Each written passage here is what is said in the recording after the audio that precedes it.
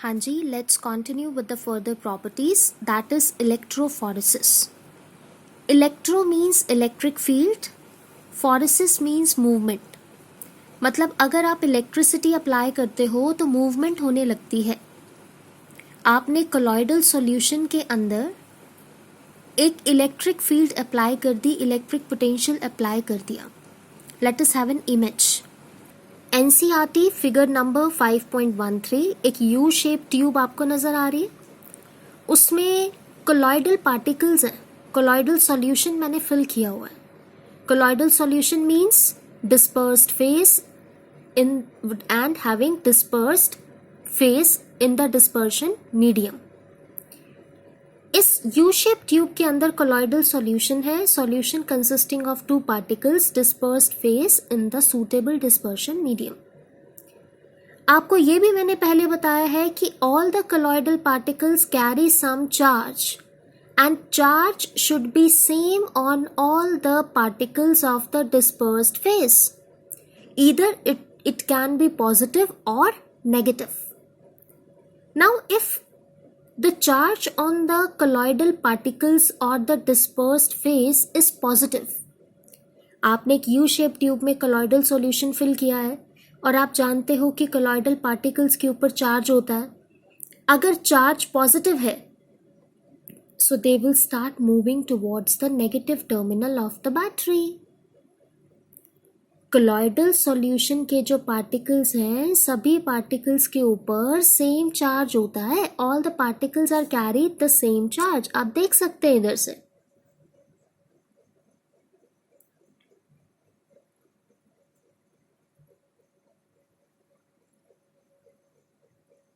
Right? तो इसमें हमें क्या ऑब्जर्व हो रहा है कि we have applied an electric field. ये हमारे पास नेगेटिव टर्मिनल है, ये हमारे पास पॉजिटिव टर्मिनल है. If the colloidal particles carry positive charge, they will start moving towards the negative terminal of the battery. If the particles of the colloidal solution, that means solute particles, dispersed phase, carrying the negative charge, then they will start moving the positive terminal of the battery. जिसके पास, जिस electrode के पास, चाहे वो positive terminal वाला है या negative terminal वाला है, आपको पार्टिकल्स इकट्ठे होते हुए नजर आ रहे हैं. मान लो आपको पॉजिटिव इलेक्ट्रोड के पास पार्टिकल्स इकट्ठे होते हुए नजर आ रहे हैं, तो ये क्या कंफर्म कर रहा है कि colloidal particles must be carrying a negative charge. तभी तो पॉजिटिव टर्मिनल पे आकर, पॉजिटिव इलेक्ट्रोड के पास आकर पार्टिकल्स इकट्ठे हो रहे हैं ना. Now, if what happens, colloidal particles, let us say, carry positive charge. अगर colloidal particles के ऊपर positive charge होता तो वो कहाँ की तरफ माइग्रेट होते? Negative terminal. तो सारे के सारे पार्टिकल्स इस नेगेटिव इलेक्ट्रोड के पास एग्रीगेट होते हुए हमें नजर आते. इससे क्या कंफर्मेशन मिलती? That colloidal particles carry positive charge. लेकिन इस इमेज में कहाँ इकट्ठे होते हुए नजर आ रहे हैं? पॉजिटिव इलेक्ट्रोड पे. This confirms you that colloidal particles carry negative charge. So colloidal particles पे कौन सा चार्ज है उसकी confirmation भी आपको electrophoresis से मिल जाती है. And electrophoresis is very simple. Phoresis means movement. Electro means electrical. जैसे ही आपने electrical potential apply किया, the colloidal particles start moving. So the movement of colloidal particles towards oppositively charged electrode is known as electrophoresis. Right? The movement of colloidal particles towards oppositively charged electrode is known as electrophoresis. Help क्या मिली हमें electrophoresis से? We can confirm which type of charge is present on the colloidal particles. Simple सी language में कुछ ना, देखो U shape tube है, colloidal solution है. कोलॉइडल सॉल्यूशन के अंदर एक तो डिस्पर्शन मीडियम होता है, सॉल्वेंट, एक डिस्पर्स्ड फेस होता है, सॉल्यूट. और सभी के सभी डिस्पर्स्ड फेस पार्टिकल्स पर सेम चार्ज होता है. अगर वो चार्ज पॉजिटिव है तो पार्टिकल्स नेगेटिव टर्मिनल की तरफ अट्रैक्ट होंगे. अगर वो चार्ज नेगेटिव है तो पार्टिकल्स पॉजिटिव टर्मिनल की तरफ अट्रैक्ट होंगे. तो ये जो मूवमेंट है कोलॉइडल पार्टिकल्स की towards the oppositely charged electrode, this movement is known as electrophoresis. Okay, so I hope this third property also clears to you. अब आती है एक और इम्पॉर्टेंट प्रॉपर्टी जिसको हम बोलते हैं कोएगुलेशन. अभी तक हमने 3 प्रॉपर्टीज डिस्कस की. First, Tyndall effect. Second, Brownian movement. Third, electrophoresis. Now the fourth property is coagulation. इसका एक और नाम होता है जिससे आप फेमिलियर भी हो, प्रेसिपिटेशन. प्रेसिपिटेशन क्या इंडिकेट करता है? प्रेसिपिटेट बनना. अगर आप 2 सॉल्यूशंस को मिक्स करते हो और मिक्स करने पर कोई इनसॉल्युबल सब्सटेंस बनता है at the bottom of the container, that insoluble substance formed in the beaker is known as precipitate and such process is known as precipitation. जब भी आपने किसी 2 मिक्स्ड कोई सॉल्यूशंस है, मिक्स्ड हैं, दोनों सॉल्यूशंस के पार्टिकल्स आपस में मिक्स्ड हैं, जैसे ही आप एक सॉल्यूशन को दूसरे में ऐड करते हो, ऐड करते ही इनसॉल्युबल सा सब्सटेंस बनता है. उस इनसॉल्युबल सब्सटेंस को हम क्या बोलते हैं? प्रेसिपिटेट. सो अब मुझे टर्म भी यही समझनी है, प्रेसिपिटेशन. किसकी प्रॉपर्टीज डिस्कस कर रही हूँ? कोलॉइडल सॉल्यूशन की. ठीक है, तो कोलॉइडल सॉल्यूशन की कैसी सी स्टेट होती है खुद की? Dispersed phase, particles are continuously moving. मतलब मुझे कोलॉइडल सॉल्यूशन को प्रेसिपिटेट में कन्वर्ट करना है ना? So what is precipitation? The process of settling of colloidal particles into the precipitates is known as precipitation. Colloidal solution है हमारे पास, बहुत सिंपल है, आप समझने की कोशिश कीजिएगा. सपोज कीजिए आपके पास एक कोलॉइडल सॉल्यूशन है. You all know very well कि कोलॉइडल सॉल्यूशन में जो सॉल्यूट के पार्टिकल्स हैं वो कॉन्टिन्यूसली मूव करते रहते हैं. मूव क्यों कर रहे हैं? Because all the particles carry same charge. Due to the presence of same charge on the colloidal particles, they will repel each other and due to the repulsions, they are continuously moving. वो तो colloidal solution है. But अपने को precipitate बनाना है. We have to form the precipitates.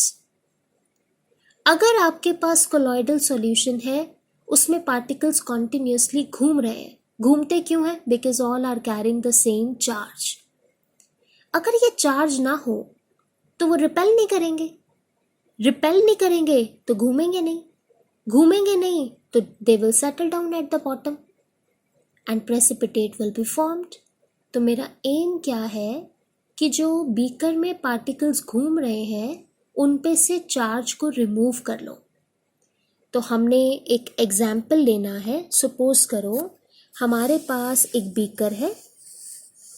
इस beaker के अंदर मेरे पास कोलॉइडल सॉल्यूशन है, लेट अस से FeOH होल थ्राइस. ठीक है, ये क्या है? सॉल्यूशन है. किसका सॉल्यूशन है? कोलॉइडल सॉल्यूशन, जिसमें पार्टिकल्स कॉन्टिन्यूसली डिस्पर्स्ड रहते हैं. Why they are continuously moving बच्चों? Because all the particles are carrying the same charge. जैसे ही मैंने इसके अंदर एक इलेक्ट्रोलाइट डाली, बेटा ये वाले जो कोलॉइडल सॉल्यूशन था FeOH होल थ्राइस का, ये पॉजिटिवली चार्ज्ड कोलॉइडल सॉल्यूशन है. मींस जितने भी पार्टिकल्स हैं कोलॉइडल सॉल्यूशन के, सब पे पॉजिटिव चार्ज है. अब अगर मैं इलेक्ट्रोलाइट डाल दूं नेगेटिवली चार्ज्ड, तो positively charged colloidal solution is neutralized by the negatively charged electrolyte added. And positively charged particles will be neutralized by the negatively charged colloidal electrolyte added. And if they will neutralize each other, then settle down at the bottom and formation of precipitates will be there. Right? Colloidal solution है, like step by step करिए आप. हमने करना क्या है?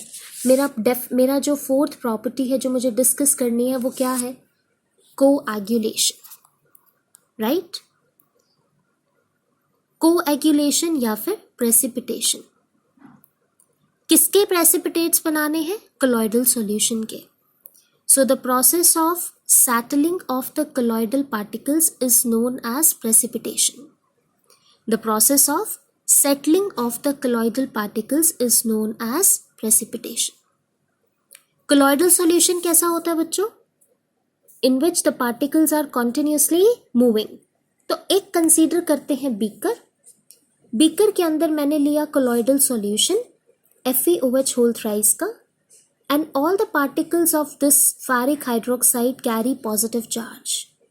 Due to the presence of same charge, they are repelling each other, continuously moving. Now I add an electrolyte which is negatively charged. When negatively charged electrolyte is added to the positively charged colloidal solution, they will neutralize each other, and due to the neutralization, the particles of FeOH whole thrice will settle at the bottom now. And due to the formation of these precipitates from the colloidal solution by the addition of an electrolyte is basically known as coagulation. मुश्किल नहीं है, सिर्फ समझने की जरूरत है कि आपने क्या कहा। प्रेसिपिटेट बनाने हैं, कोलॉइडल सॉल्यूशन से बनाने हैं।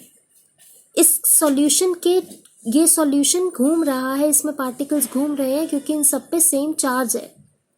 अगर ये चार्ज समहाउ हम रिमूव कर दें, खत्म कर दें, तो वो पार्टिकल सेटल डाउन हो जाएंगे। तो चार्जेस को रिमूव करने के लिए मैंने बाहर से एक इलेक्ट्रोलाइट डाली जो कि नेगेटिवली चार्ज थी। तो पॉजिटिव चार्ज सॉल्यूशन न्यूट्रलाइज हो गया नेगेटिव चार्ज सॉल्यूशन से। Due to the neutralization, particles will now settle at the bottom. So this process is known as coagulation. Coagulation आप कैसे कर सकते हो? By the addition of an electrolyte. इसी में ही एक छोटी सी चीज और आती है कि अगर आपका सॉल्यूशन पॉजिटिवली चार्ज्ड है तो आपको इलेक्ट्रोलाइट डालना पड़ेगा नेगेटिवली चार्ज्ड। तो हमारे पास एक रूल है, Hardy-schools rule. According to this rule, greater is the valence of the fluctuating ion added, greater will be the precipitation. अगर आपका सॉल्यूशन पॉजिटिवली चार्ज्ड है, आपको न्यूट्रलाइज कराने के लिए कौन सी इलेक्ट्रोलाइट डालनी पड़ेगी? नेगेटिव। तो नेगेटिव वाली कौन सी डालूं? जिस पर चार्ज 4 नेगेटिव हो, 3 नेगेटिव हो, 2 नेगेटिव हो, 1 नेगेटिव हो। नेगेटिव वाला डालना है ना, तो जिस पर 4 नेगेटिव होगा मैं वो डालूंगी। अगर मेरा सॉल्यूशन नेगेटिवली चार्ज्ड है तो जो इलेक्ट्रोलाइट डालेंगे न्यूट्रलाइज कराने के लिए कौन से डालेंगे? पॉजिटिव।